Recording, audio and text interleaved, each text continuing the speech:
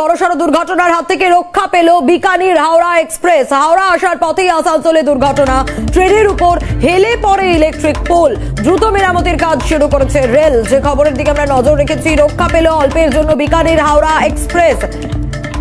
দ্রুত মেরামতির কাজ শুরু হয়েছে। হাওড়া আসার পথেই আসানসোলেই দুর্ঘটনা ঘটে এবং বড়সড় দুর্ঘটনার হাত থেকে রেহাই পেল বিকানির হাওড়া এক্সপ্রেস। দ্রুত মেরামতির কাজ শুরু হয়েছে, সেই ছবিটা আপনাদের দেখাচ্ছি। সেই সময়কার ছবিটা, একেবারে ট্রেনের উপরে সেই পোলটা এসে পড়ে এবং দ্রুত মেরামতির কাজ শুরু করা হয়েছে রেলের তরফ থেকে। বারবার বিভিন্ন ট্রেন দুর্ঘটনার খবর সামনে আসে এবং আরো একটা ট্রেন দুর্ঘটনা এবং বড়সড় ট্রেন দুর্ঘটনার হাত থেকে রক্ষা পাওয়া গেল। আসানসোলের সেই সময়কার ছবিটা আপনাদের দেখাচ্ছি। হাওড়া আসার পথেই আসানসোলে এই দুর্ঘটনা ঘটে, ট্রেনের উপর হেলে পড়ে ইলেকট্রিক পোল। সেই সময়কার ছবিটা আপনারা দেখছেন। সাধারণ মানুষ, এখানকার প্যাসেঞ্জার যারা ছিলেন সেই ট্রেনে, যাত্রীরা কি বলছেন আগে শোনাবো। কিন্তু 5 ঘন্টা লেট চলছিল। আসানসোলে এসছি, আসানসোল থেকে ঠিক টাইমে বেরিয়েছে।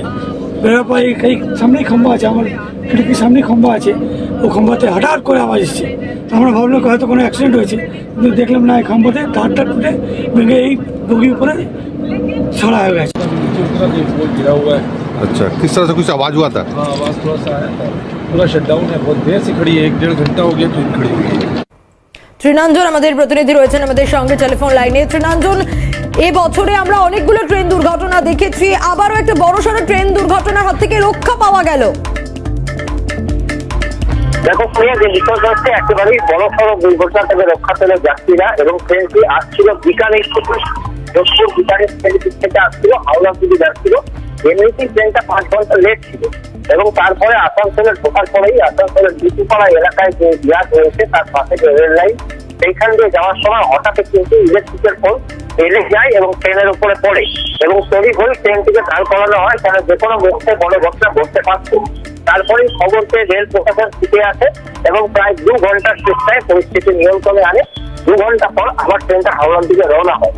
কিন্তু প্রশ্ন হচ্ছে, যে চিত্র দেখতে পাওয়া যাচ্ছে যে রেলের যে পোল, সেই পোল নিচে থেকে প্রায় ভেঙে আছে, অর্থাৎ হঠাৎ ভেঙে পড়ে যাচ্ছে।